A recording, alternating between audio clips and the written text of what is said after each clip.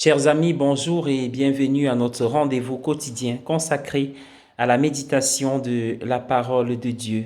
Nous sommes aujourd'hui le 15 octobre 2020.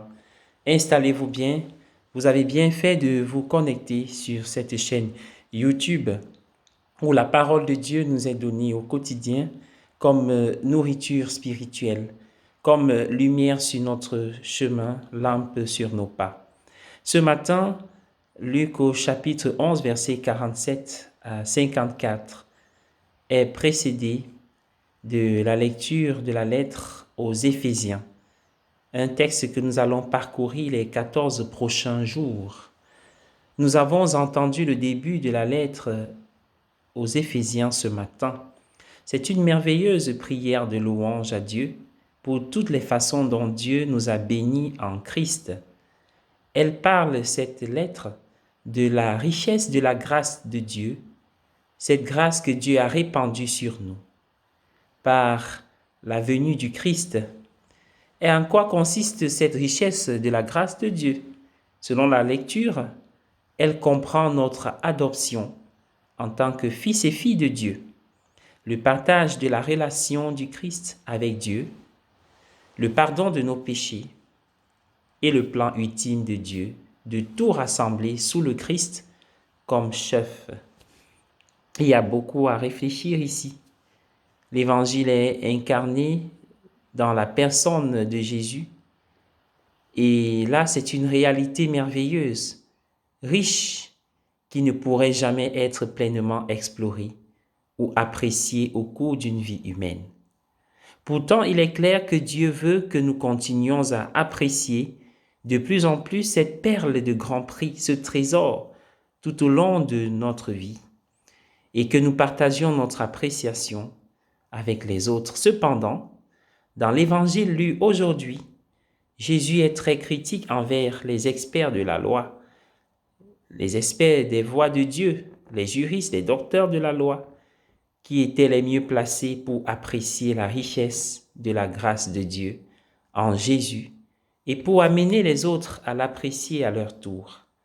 Au contraire, dit Jésus, ils ont enlevé la clé de la connaissance, n'y allant pas eux-mêmes en eux-mêmes et empêchant les autres d'y aller, ceux qui le voulaient. Ils ont refusé de répondre au merveilleux don que Dieu a fait à l'humanité par l'intermédiaire de son Fils. Et ils ont également rendu très difficile la réponse des autres. En fait, notre vocation, en revanche, est de valoriser le trésor de l'Évangile, la perle de grand prix, et d'amener les autres à en apprécier aussi la valeur. Voilà une mission qui nous est offerte. À chacun de pouvoir prendre parti, à chacun de pouvoir se laisser conduire dans cette mission avec joie. Et les fruits sont la joie de Dieu, sa gloire et notre salut. À tous. Amen.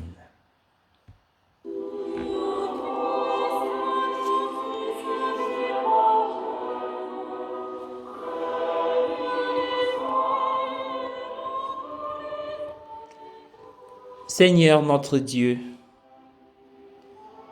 ce que tu veux de moi,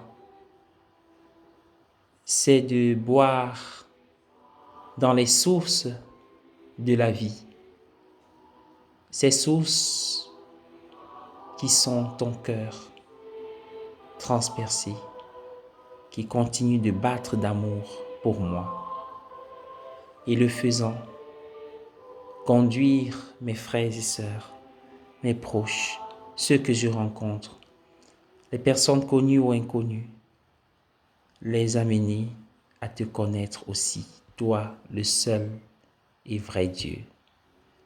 Tu es l'éternelle vie, tu es l'éternelle gloire, tu es l'éternel salut. Donne-moi de faire de l'Évangile non pas un fardeau, mais la clé, le centre de ma vie. Donne-moi d'ouvrir mon cœur à l'Évangile et d'ouvrir l'Évangile avec et pour les autres. aussi. Pour cela, éloigne de moi la paresse, la lassitude, quand je veux lire ta parole.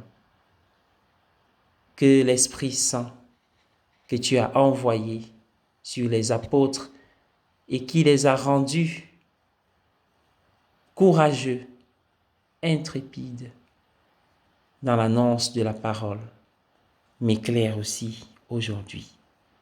Que je ne sois pas un obstacle pour les autres, mais un avantage pour qu'ils t'atteignent. Amen.